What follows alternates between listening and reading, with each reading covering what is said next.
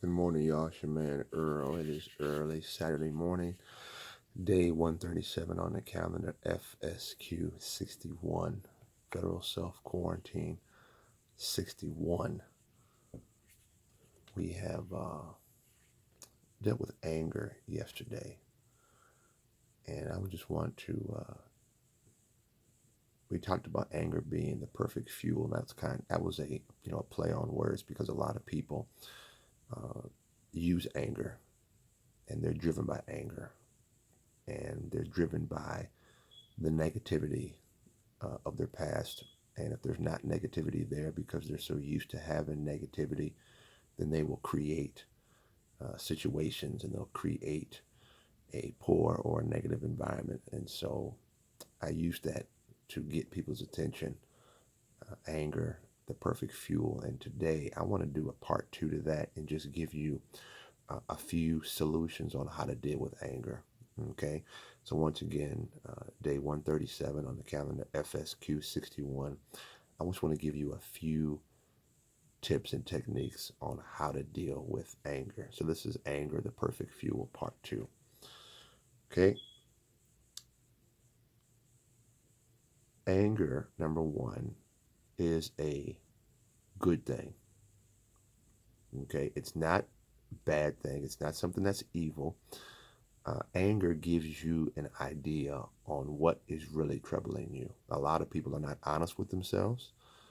And so you have to look at, why are you so angry? Why are you upset?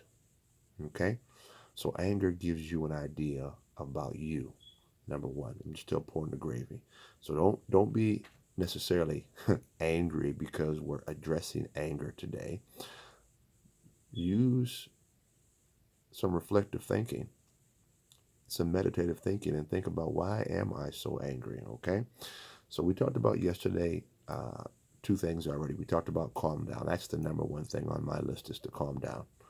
Okay? And how do you calm down? You calm down by, number one, taking deep breaths, which is number two. Taking deep breaths is number two. So calm down. All right. Bring your energy down. Bring your vibration down. If you're yelling and screaming, don't even yell and scream. If you feel yourself escalating, calm down.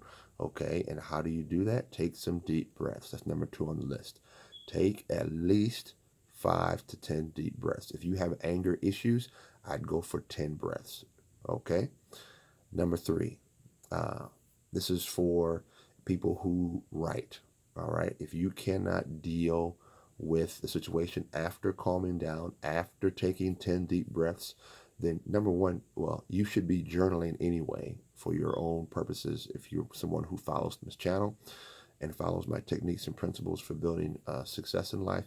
So you should be journaling anyway. But journaling also gives you an idea on how to properly express how you feel. A lot of people are angry because they cannot explain how they feel.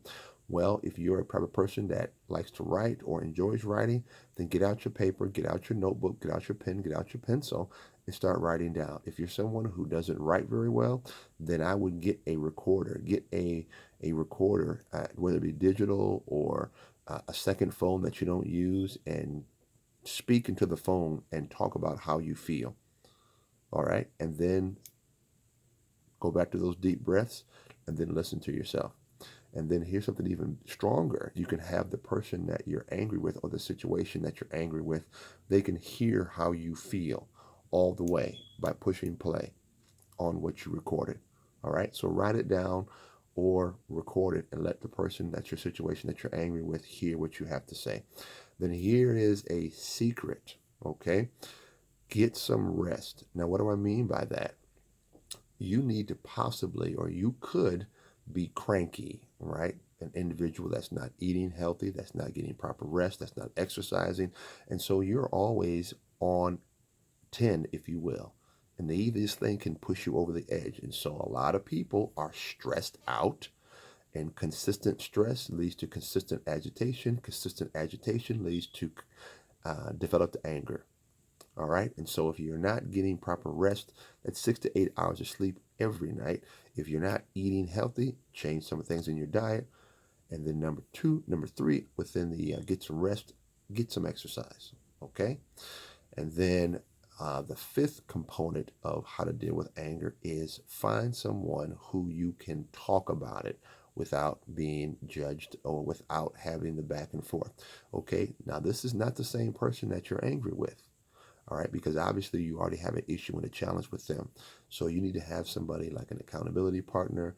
And if you really have anger issues, I hope and pray that you're a part of a church family, and possibly you can talk to your pastor, or you can talk to someone who you love and then you know loves you.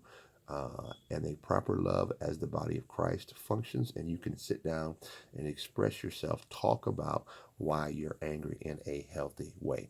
Have a strong conversation. Do not have a topsoil, shallow, I'm trying to impress people conversation. No, let's get to the nitty gritty, the nuts and bolts of why you're angry. All right. So let's really recap. Number one, day 137 on the calendar, FSQ 61.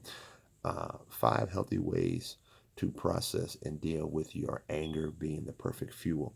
Number one, we talked about calm down. How do we calm down? I suggest take 10 deep breaths. Okay. Number three, write it down, or if you're not someone who doesn't write very well, get out a recorder and talk into your recorder. It could be a second phone. Number three, all right, analyze your physicality. Are you getting enough sleep? Are you eating well? And maybe you need to start exercising. Okay. Number, uh, well, and this is number five. So I did them in the wrong order. Number five, talk about it. So five, talk about it. Four, get some rest, exercise, analyze your diet. Number three, write it down or record it. And then number two, take 10 deep breaths. And then number one, calm down. This your man Earl. God bless you. God keep you. Anger is the perfect fuel, part two. We'll see you.